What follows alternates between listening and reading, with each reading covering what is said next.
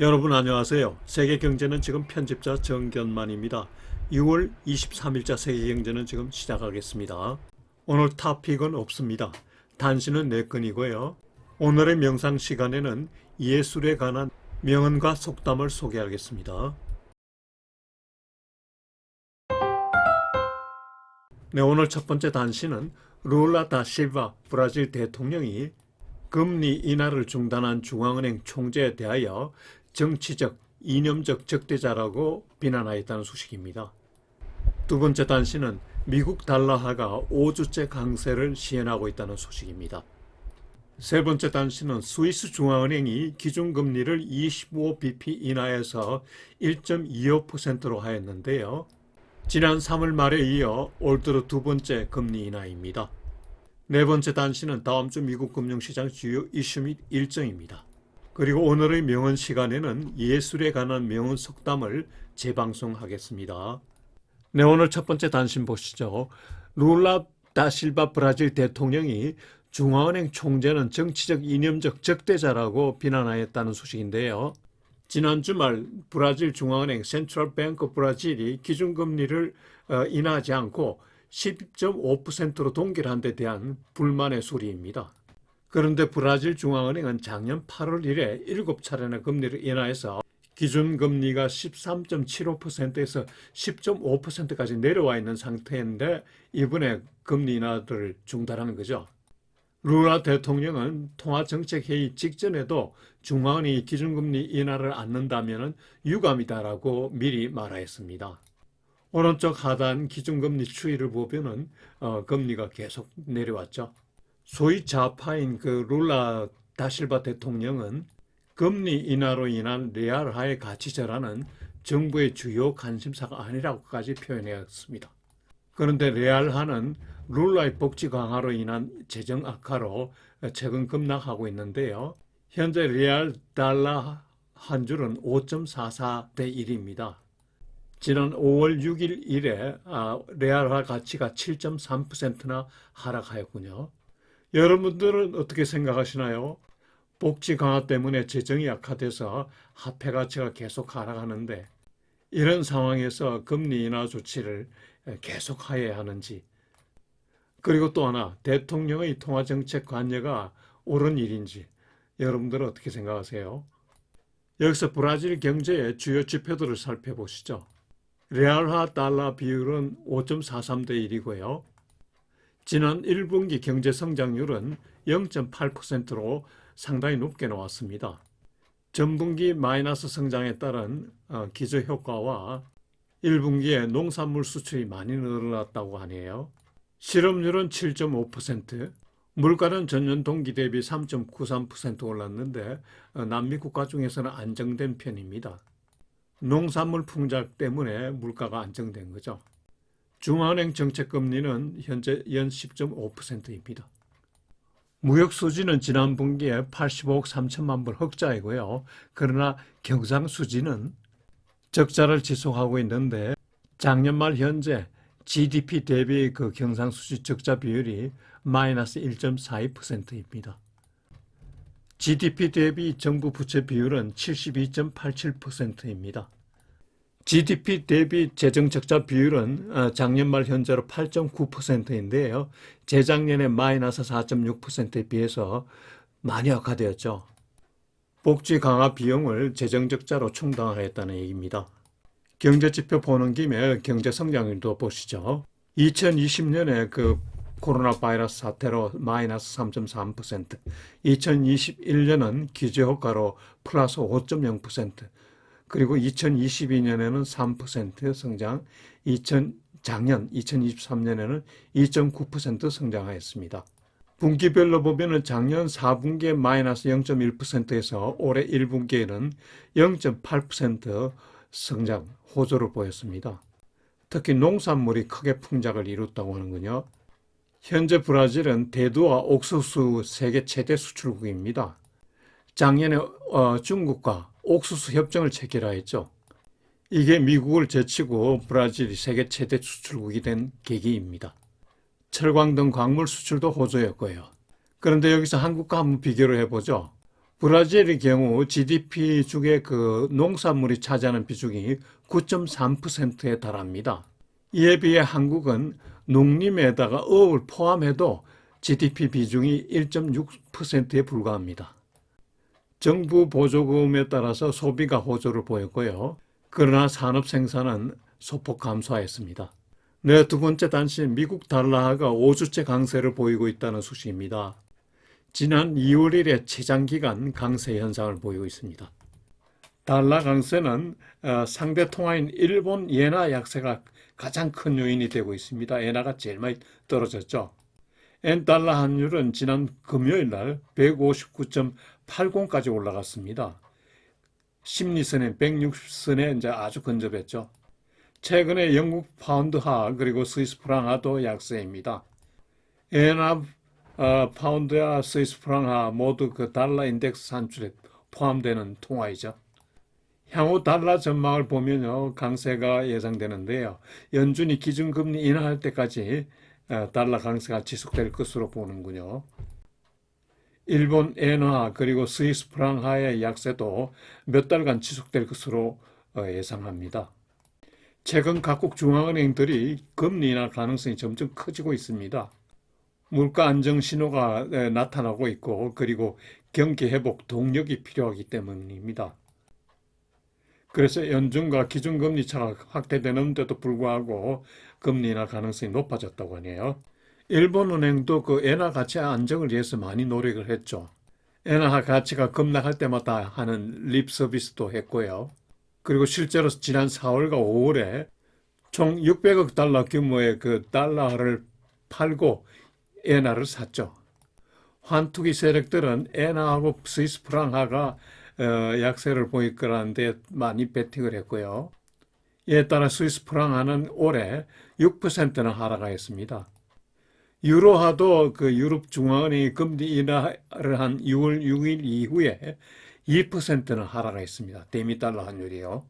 그리고 미국 경제가 상대적으로 호조를 보이고 고금리를 갖고 있기 때문에 달러 강세가 계속 진행된다는 거죠.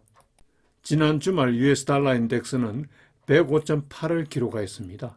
오른쪽 그래프는 지난 1년간 달러 인덱스 지표 추이인데요. 현재 거의 최고점에 다다랐죠. 참고로 US 달러 인덱스에 대해서 소개를 하였는데요. 줄여서 그 USDX, DXY 또는 DIX이라고도 표현합니다. 미국의 주요 교육 상대국인 6개국, 유로, 일본, 영국, 캐나다, 스웨덴, 그리고 스위스에 대한 그들 통화에 대한 달러 가치를 지수화한 거죠. 자세한 내용은 표를 참고하시기 바랍니다. 세 번째 단신은 스위스 중앙은행, 스위스 내셔널 뱅크가 기준금리를 종전 1.5에서 1.25%로 25bp 인하했다는 소식입니다. 지난 3월 말에 이어서 올해 두 번째입니다. 스위스는 물가가 많이 잡혔습니다. 지난 5월 중에 1.4% 전년 동기 대비요. 올해 평균 작년 동기 대비 1.4% 상승을 유지할 것으로 예상하네요. 물가가 많이 안정된 거죠.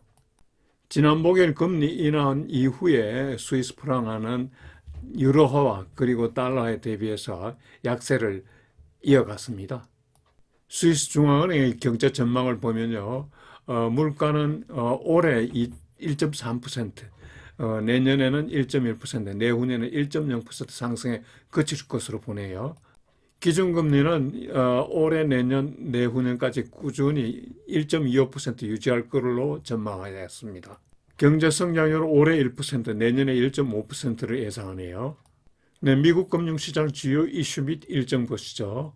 지난주 주가는 그동안 많이 올랐던 S&P 500 그리고 나스닥은 주춤하고 대신 다우가 많이 올랐습니다. 1.5% 올랐네요.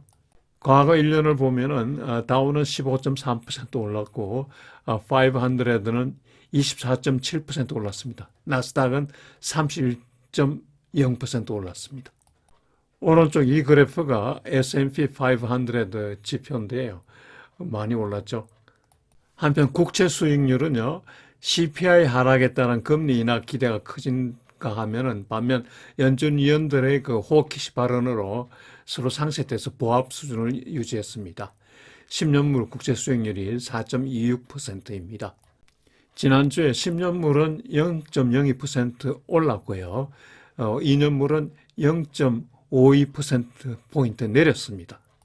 오른쪽 그래프는 10년물 국채 수익률 추이입니다. 다음 주에는 무엇보다 금요일 발표되는 개인 소비 지출 물가지수, 소위 PCE 물가지수가 아주 관심이 가죠. PCE 물가지수는요, 최근 그 CPI 하락, 그리고 PPI도 하락하였죠. 그래서 이런 지수들과 연동할 것으로 예상하네요. 전월 대비 0.1% 상승에 그칠 것으로 전망하네요. 금리 인하 기대가 높아지겠군요.